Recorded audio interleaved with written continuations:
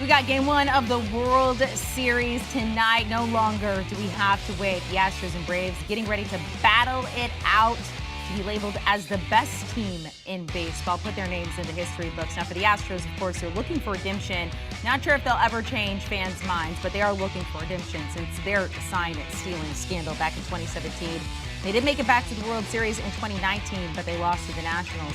The Braves, meanwhile, they won the World Series last back in 1995. They have not been back since 1999. Now, a lot of teams did not think the Braves would get to this point, but they had a lot of support from their front office, as our experts will tell you, midseason moves. And they had a lot of grit to get here. They're your starting pitchers tonight. We get Charlie Morton going up against Framber Valdez. Let's welcome in former Executive of the Year, longtime GM Jim Bowden. He's there in Houston. I know it's already loud, Jim, hours before this game is going on. You've been up, you're very short on sleep. Let's just say that, but we appreciate it. Set the scene for us. What's going on there in Houston?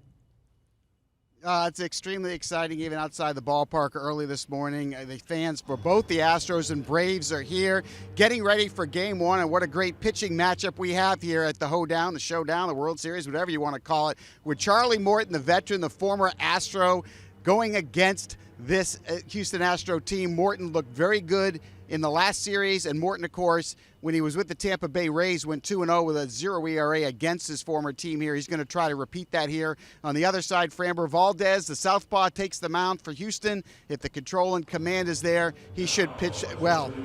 Let's talk about advantages each team has in certain aspects of the games here. We're going to talk about the advantages in certain aspects. Let's start with the infield here. Walk us through each team and where they shine in the infield.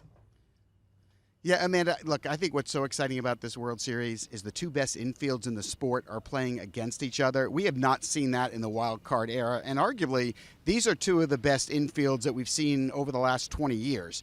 Let's start with the Atlanta Braves. All four of their infielders, 27 home runs or more.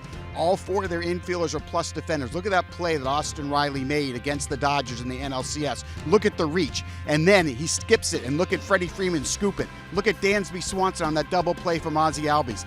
Look, these guys do it defensively and offensively. Ozzie Albies, the second baseman, became the youngest second baseman in baseball history this year to hit 30 homers and drive in 100 runs. Look at the body control on that throw to Freddie Freeman. Coach Ron Washington is out every single day in the postseason and the regular season working with these guys on range, on scoops. It is incredible, their work ethic, and it pays. On the other side, for the Houston Astros, look, we saw them win the World Championship in 2017.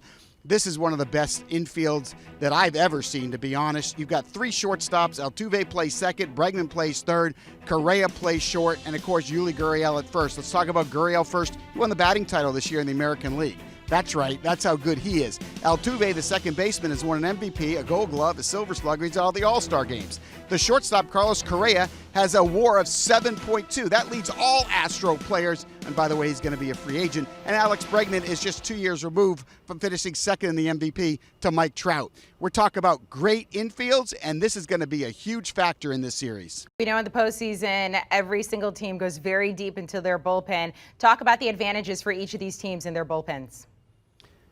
Yeah, Amanda, this is fascinating because we have two old school managers, right? Dusty Baker is 72 years old for the Astros. Brian SNITKER is 66 years old for the Atlanta Braves. But the last four World Series, what have we seen? We've seen managers mix and match their bullpen. We've seen managers look for pockets of the other team lineup and line up their relievers for those pockets. Last time the Astros were here, that's what A.J. Hinch was doing in 2017. Last year with the Tampa Bay Rays, Kevin Cash of the Rays, Dave Roberts of the Dodgers, they were mixing and matching and finding pockets. But now, in 2021, we have two old-school managers that don't manage that way. I talked to Brian SNITKER a little bit ago. He told me, hey, Jim, you know what to expect with my bullpen. Same thing I've done all year. Will Smith does the ninth. Either Tyler Matzik or Luke Jackson will do the seventh or the eighth. And then A.J. Mitchell will do the sixth. And if I have to bring a reliever in the fifth, it'll be Jesse Chavez. That's it. That's the plan. And you look at these three left-handers right here. How about what they've done in the postseason? Unbelievable how they have dominated. They're a big reason why the Braves are here. So let's go to the other side with Dusty Baker. Not a lot of mixing and matching, right? We know Ryan Presley's going to get the ninth. Kendall Graveman and his bowling ball sinker, which, by the way, makes me want to go to a bowling alley just watching him pitch. Ryan Stanek will get the seventh inning. And then you'll see Christian Javier, and he'll mix and match the rest. But we know what to expect in the bullpen. It's not a guessing game, and it really doesn't matter who's up or who's not. These managers are going to manage the bullpen the way they used to 25 years ago. You mentioned the age of both these managers. Dusty Baker, 72, Brian Snitker, 66 years old, the oldest combined age ever of World Series managers. Just individual journeys to get here. Talk to us about those journeys for each of these guys.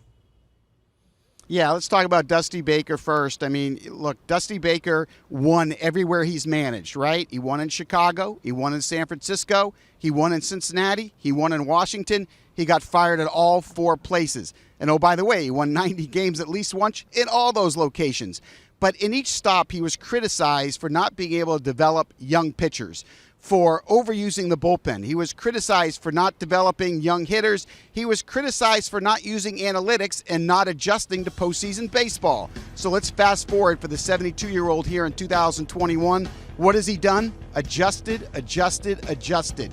It is incredible to watch how Dusty Baker developed Luis Garcia, Jose Urquidy, Framber Valdez. The 3 starters in this series for games 1, 2, and 3 developed all of them. How about young hitters like Kyle Tucker and Yordan Alvarez? Developed them as well. He's using analytics. He's managing different in the postseason. Everything he was criticized, he has fixed. Getting to the World Series has clinched the Hall of Fame for Dusty Baker as a manager. The only thing missing right now is a World Championship. He's 4 wins away from that. On the other side, Brian Snitker, an organizational guy, spent his life in the Braves organization and has won the division 4 straight years in the NL East, but has never been able to get to the World Series until now. And now Brian Snitker is in the World Series, and Brian Snitker is much different than any other manager in baseball. Does he have batting practice? Yeah, but you know what? Never mandatory. Always up to the players. Does he do infield? Sure. Is it mandatory? Never. Players are supposed to condition on their own. That strategy has worked. The other thing that Brian Snitker does, like the bullpen, his lineup's always the same. You never have to figure out if he's going to switch somebody for the 6th spot or the 7th. No. Same lineup against righties, same lineup against lefties. All you got to do is get a pillow, take an Ambien, and that's how he manages. So I find it very unique, these 2 managers. Both of them have great people skills, but I want to leave with this. Dusty Baker's connectivity with players at 72 years old is as good as any manager in baseball at any age. The way he can connect with a teenager as well as the oldest player in the game is what separates him. And I can't wait to wear a toothpick tonight to watch him manage. Well, and of course, he's got Brian Snitker's son. They're coaching for him, Troy Snitker, a co-hitting coach there for the Astros. So just a fun, fascinating storyline there. All right, Jim, we've seen so many walk-offs in this postseason so far. But for you, a lot of this comes down to the very first inning. Tell us why. Yeah, so we watched Charlie Morton in the NLCS against the Los Angeles Dodgers, and he really struggled in the first inning. You know, Charlie's a very sensitive guy. He's very emotional. He's well thought out. But he obviously was a little bit shaken in that first inning. Once he got through that inning, he did give up a couple of runs.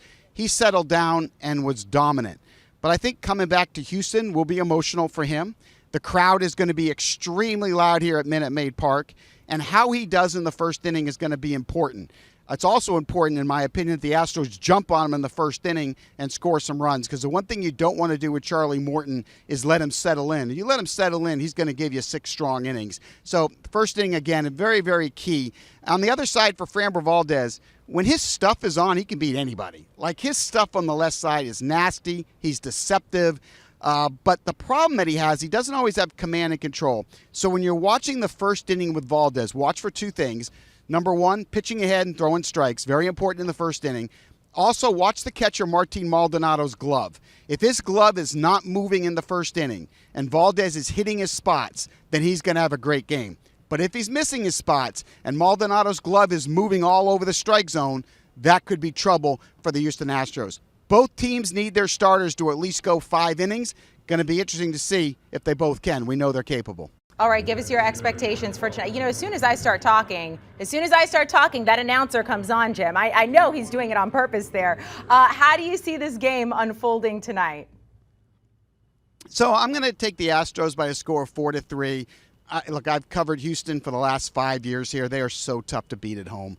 You watch the train go by with all the oranges on there. I think the Astros win Game 1 by a score of 4-3. And in terms of the series, I would have picked the Astros in 5 games if Lance McCullers Jr. was healthy. But he is out for the series, and I think that will cost them 1 win. So I'm going to take the Houston Astros in 6 games.